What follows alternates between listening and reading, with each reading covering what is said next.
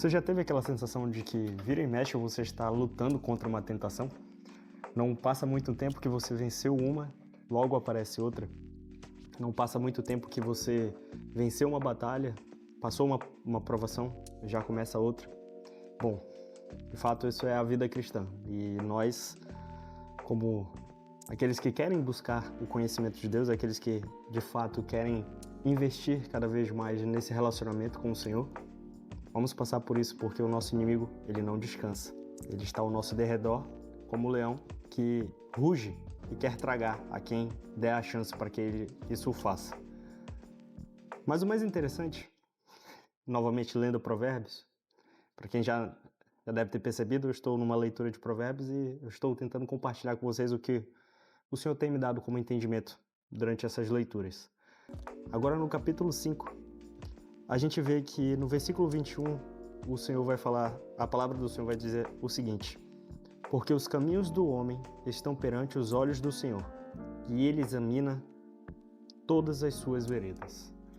É interessante a gente notar que o capítulo 5 normalmente é utilizado para a gente instruir o irmão ou a irmã a se desviarem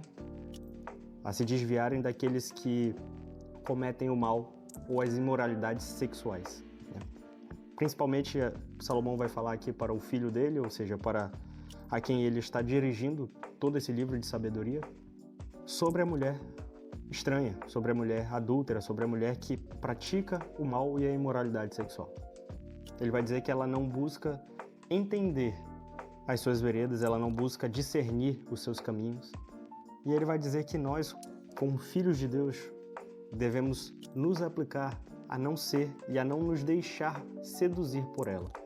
Só que o que é interessante é que, apesar desse versículo tratar claramente da imoralidade sexual, ele trata de uma coisa muito mais profunda, porque o homem sábio, aos olhos de Salomão, ele vai se deleitar com aquilo, com a mulher, ou seja, com o cônjuge, né, da sua mocidade. Tanto aplicando para o homem quanto para a mulher.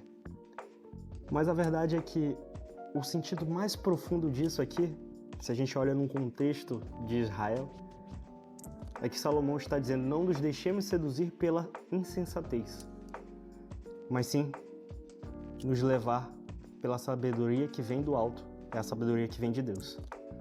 Ou seja, aproveitar o relacionamento que nós temos com Deus desde nossa mocidade e não nos deixar levar pela insensatez do mundo, do pecado, dos enganos do coração.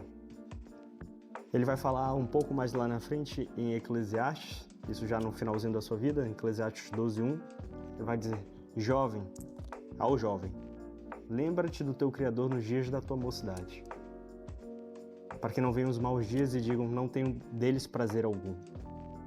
E isso a gente vai ver que o Senhor, através de Salomão, ele está nos mostrando nesse capítulo 5, que assim como o homem ele não se deve deixar seduzir pela imoralidade sexual ou pela mulher adúltera, e sim aproveitar os seus dias com aquela quem Deus deu para ele na mocidade, assim também deve o coração do homem ou da mulher, do cristão, aproveitar os dias que Deus nos deu na presença dele, aproveitar os dias que nós temos aqui nessa terra para conhecê-lo mais.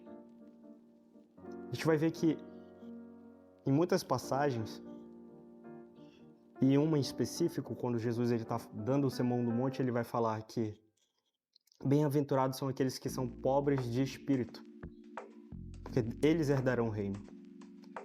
E é interessante porque ele usa o termo pobre de espírito. E quem é pobre de espírito, ele busca cada vez mais ser rico no espírito. E só tem uma forma da gente ser rico no espírito, que é buscar ao Senhor. E é justamente isso que a gente entende aqui. Jesus está falando naquele momento que nós devemos ser esse pobre de espírito, aquela pessoa que acha que nunca tem o suficiente de Deus, que busca cada vez mais. Não somente ela não só acha, mas como ela tem certeza que ela nunca tem o suficiente do Senhor. Porque nós nunca temos o suficiente. E nunca conseguiremos ter ainda nessa terra. Nós só teremos plenitude do conhecimento de Deus, a plenitude de um relacionamento com o Senhor quando estivermos no céu. Mas aqui na terra a gente tem que ter essa atitude, continuar com essa atitude de que nós devemos, todos os dias, nos achar pobres em espírito. Pobres no sentido de que nós não temos o suficiente de Deus e devemos, naquele dia, atentar para o nosso Deus, buscá-lo, conhecer os seus caminhos. E Ele, em um provérbio mais na frente, vai dizer, Ele endireitará os nossos caminhos, Ele nos dirigirá os passos, se nós nos dedicarmos a Ele. A palavra do Senhor vai dizer que aqueles que confiam no Senhor e nele esperam, são como a árvore plantada junto ao ribeiro. Ou seja, são árvores frondosas, são árvores que frutificam. Essa pessoa que está plantada junto ao ribeiro, que confia e espera no Senhor, é a pessoa que mais deseja Ele, que mais o busca. E é isso que o Senhor quer. Em Isaías a gente vai ver que o Senhor fala que todo aquele que tem sede, Ele saciará a sede. A gente vai ver o próprio Senhor Jesus dizendo que aquele que tem sede, que vá até Ele, que Ele dá a água da vida. Todas essas nomenclaturas são para exprimir um sentido. Nós devemos buscar a Deus. Que nós devemos buscar a Ele como o sedento busca por água em meio ao deserto.